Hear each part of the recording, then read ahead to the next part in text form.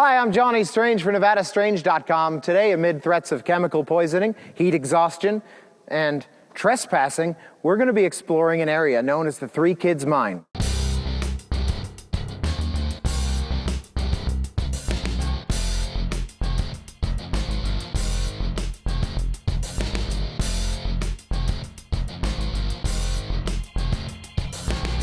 It's located just across the street from one of the nicest places in Henderson, Lake Las Vegas. And you'd never even know this place was here. It's got 300-foot drops right in front of me right here. It's got chemical thickeners and all sorts of fun stuff to look at, and we're going to take you all through it. This place was opened in 1917 and continued operations until 1961, so it's got a lot of history and a lot of things to show you. This is going to be an interesting episode. And not only that, but we're going to take you on our little adventure with our blog stalker, Mojave. And he kind of takes us on wild goose chases or something. Anyways, we're going to show you whatever we find, and it's all here on NevadaStrange.com. Strange in the morning, strange in the night, strange all around us, strange is alright.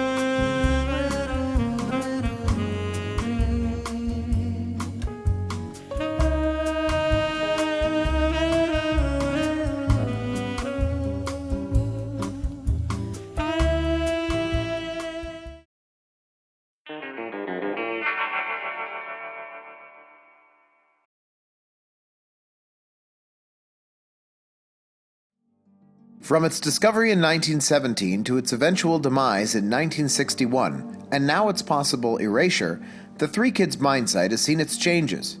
Here's the site today, and here you see it pictured in the 1930s near the peak of its production.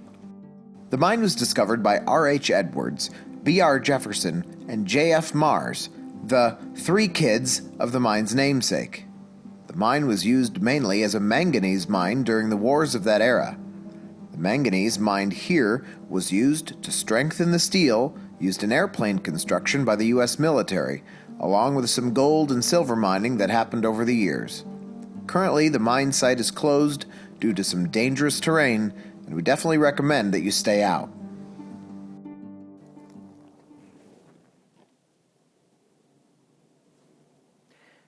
We're back at the Three Kids Mine, and I'm standing in front of what's known as the Big Dig.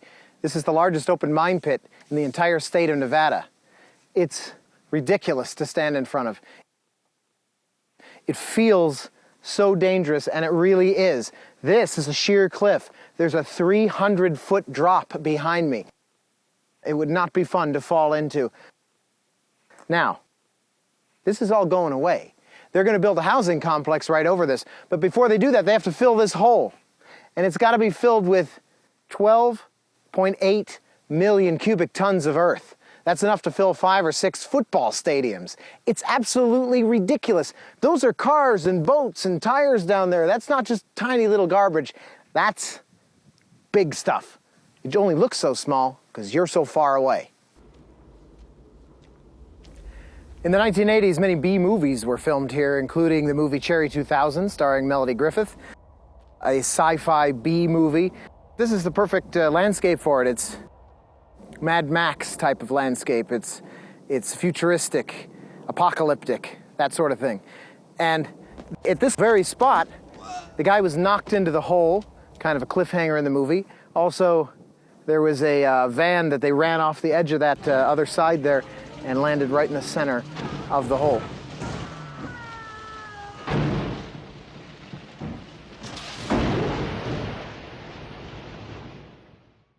You've seen the future with the movie. Now let's go to the past. When it was first put to use in World War I, the mine was 16 miles from the center of downtown Las Vegas. It was a difficult dirt road to travel. A man named Harry Frenner hauled the ore to the Las Vegas rail yards behind a 10-horse team, pulling 3 heavy-duty freight wagons and a feed cart, hooked one behind the other.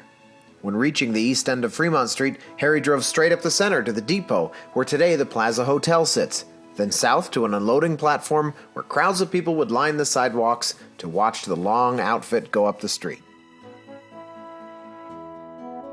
After Harry unloaded the ore into a train owned by the San Pedro, Los Angeles, and Salt Lake Railroad, the ore was hauled to a processing plant in another part of the country to have the manganese extracted. But in the 1940s, the mine site was upgraded to be able to process its own ore, and part of that process involved leaching a pulp in a series of 7 thickeners, the first 2 of which are acid-proof construction and 250 feet in diameter, thus making them the largest acid-proof thickeners ever constructed. This produces a manganese sulfate salt, which is roasted in a rotary kiln 360 feet long and 11 feet 3 inches in diameter to yield a calcine of manganese oxide and sulfur dioxide gas, which was then further processed into usable manganese.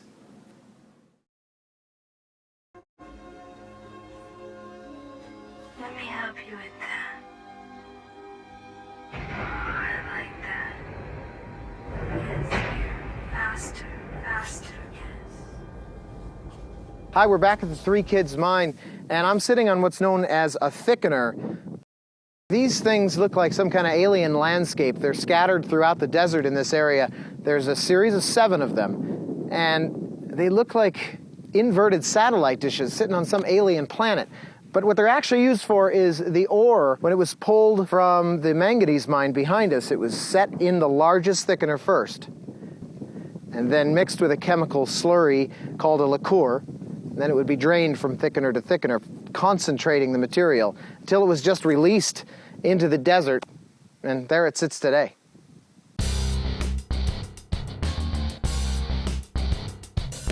These are the large concrete structures, where the rock that was mined was deposited after being crushed and mixed with chemicals. They're called thickeners.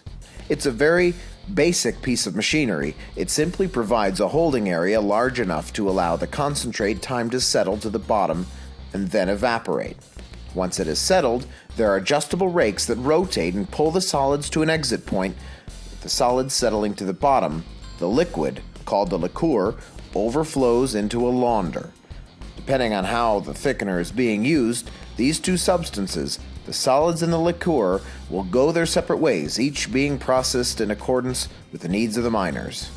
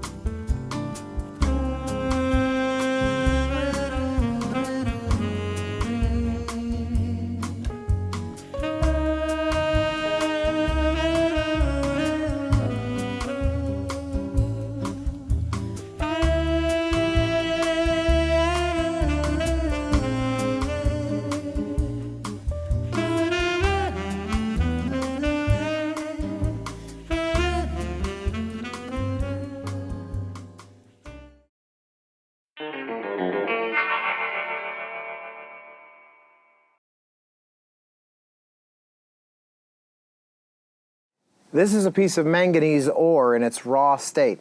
It's the same stuff that they use to put in airplanes, to strengthen the steel. Also the same stuff that you'd put in your garden, just because plants like it. Manganese is an element on the periodic table that's found naturally within the crust of the earth, forming minerals that we use to mine and use for industrial purposes, such as making steel, glass, pigments in paint, car batteries. It is the most essential element in the making of high-carbon steel. It reacts readily with oxygen and sulfur, which are impurities and used in the steel-making process to remove those impurities, which gives us a higher quality steel. It is very, very essential in the making of our armor plating for military purposes and our projectiles. With this situation in the United States where we have a lower percentage and a limited amount, again, we are in a resource situation where we have to import most of that material. In the United States, there's some in Virginia, some in Arkansas.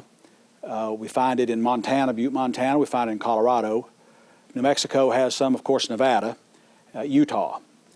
We are generally considered low percentage, low quality ores here, and historically have been used it for emergency purposes. Emergency purposes. Emergency. Woo-wee! Emergency.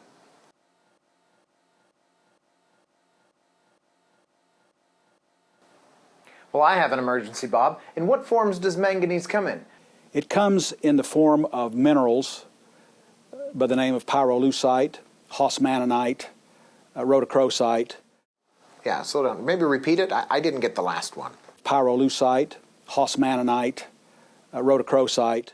Are those real? Yes. All this talk about hardened steel, it kind of makes me think maybe if I were to ingest the manganese, that it would make me possibly the man of hardened steel, if you know what I mean. Or, I don't know, maybe rub it on my body, maybe have the lights low.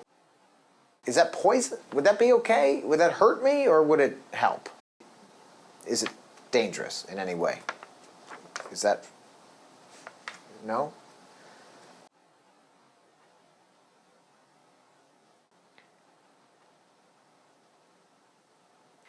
I'm standing on a vast tar pit full of mine tailings and oil. Now, at a normal mine, this would be fairly innocuous. It's just rock and crushed garbage. But here, it's oil, diesel fuel, water, soap, arsenic, and other chemicals you probably don't want to touch. The negative side of manganese comes in the mining operations. Historically, these mines were not under any strict laws. So it was pretty much everybody's from the self in the mining operation, leaving large scars on the land.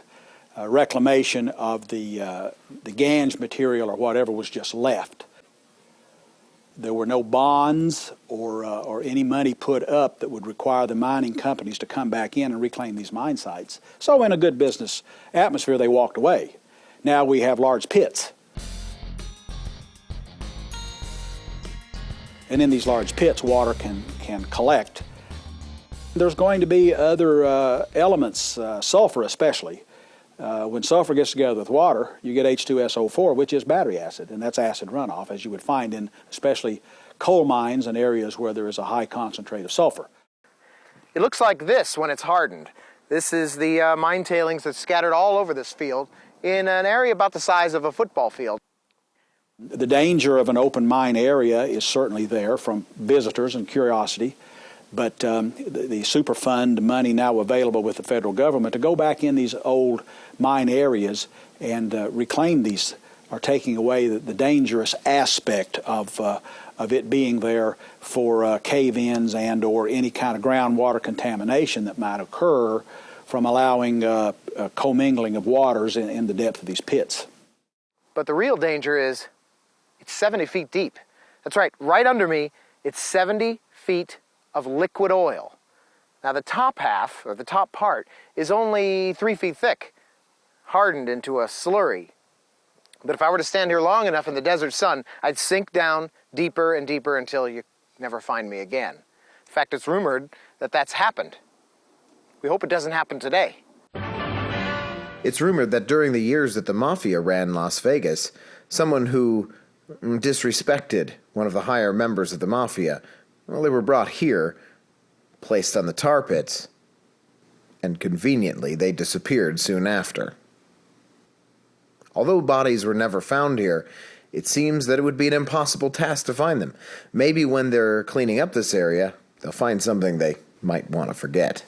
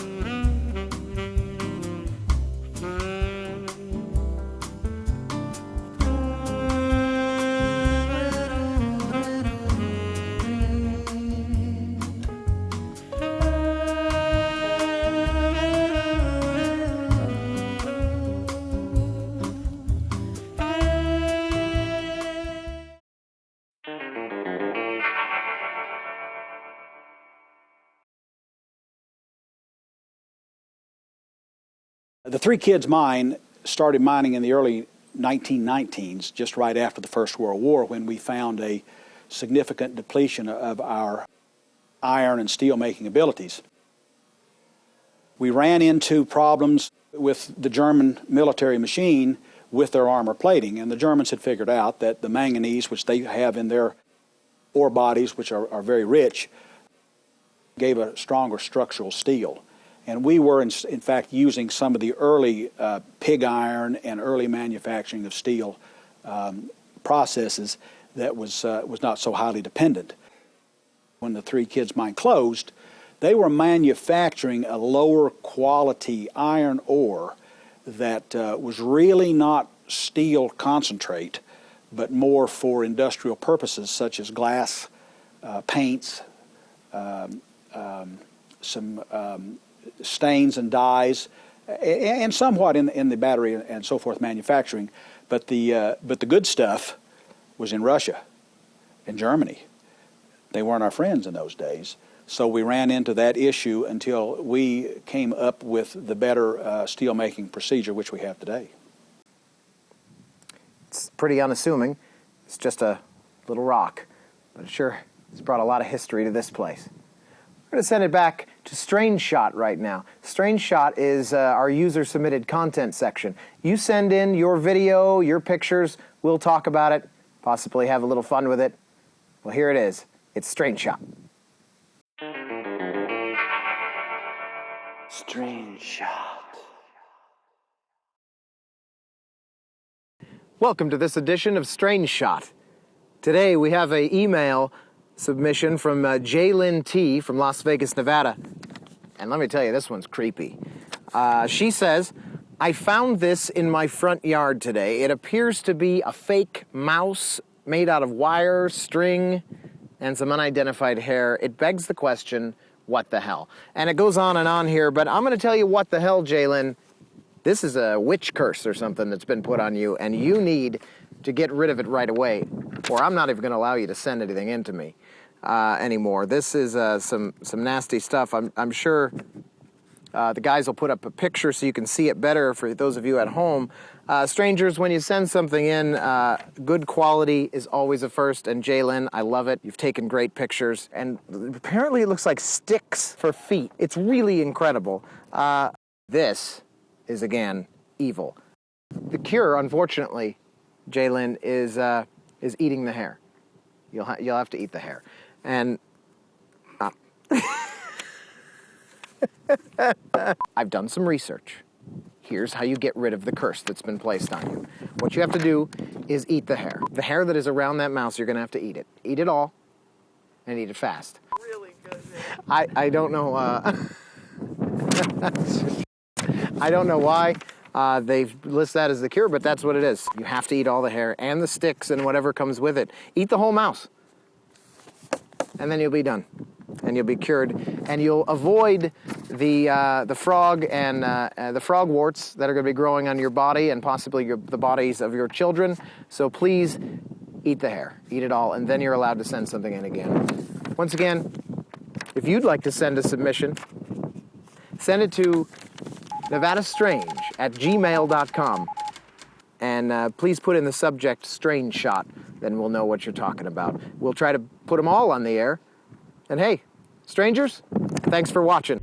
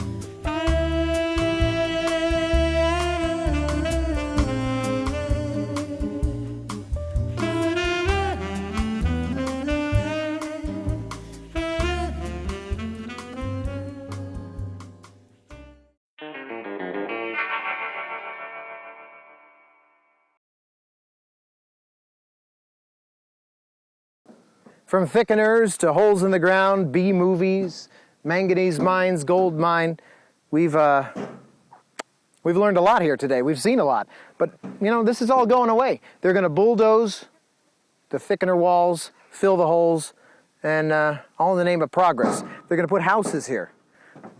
And I guess that makes some people happy. It doesn't make us necessarily happy because we like to explore these sorts of areas. Well, thanks for joining us at Nevada Strange. If you watched our previous episode, you'll see that a person named Mojave was commenting on our blog, and he sent us some clues, sent us to an area to find this flash drive. What's that?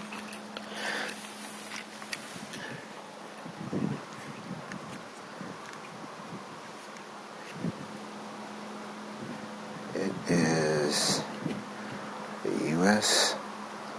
USB device. Interesting. That was found in the mailbox here. On it, there was a movie. It was a weird movie. Really, I'm kind of freaked out about it, but you got to check it out. Here it is now. 2 kids yours, 3 kids mine. The devil's tail is Bob, the jester's tail is tall. Your little tail needs washing. Ritual in the little dish. The altar at its core. Scrolling skull, Golgotha. What do you think of that video? Pretty creepy. If you paid attention to the clues at all, you'll notice that he said, Devil's tail. this is also known as a tailings washer. Behind me, there's also the altar at its core, and this is the little dish, the smallest of the 7 thickeners here in the area. By the way, we want to thank everybody on NevadaStrange.com, all the strangers, for actually helping us figure out those clues. And along with the coordinates that he gave us, it took us right here. Let's see what we find.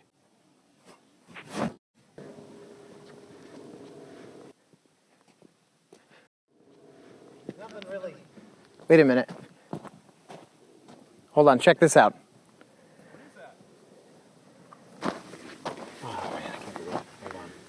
Look at this. And it's got some... What is this? Look at this. Hold on. That's a note. Oh, see. Now I'm a little freaked out. All right, Mojave. Let's see what you sent us.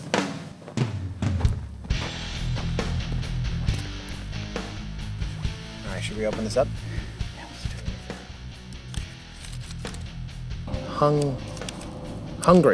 Hungry gold, copper, and lead. 877. All right, so it's hungry for bread, gold, copper, and lead. Silver from the sky, 877 flash drive. I think we need to enlist the help of the strangers on the website for this one. So help us out, guys. We're going to take this back to the home office. We'll see what it is.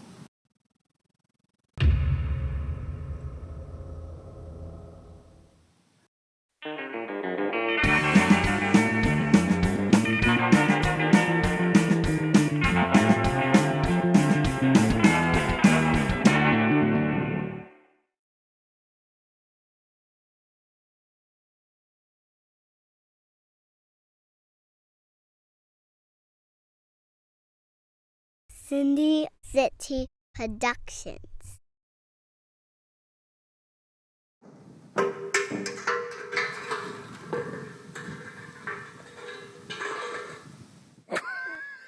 I couldn't hold it any longer.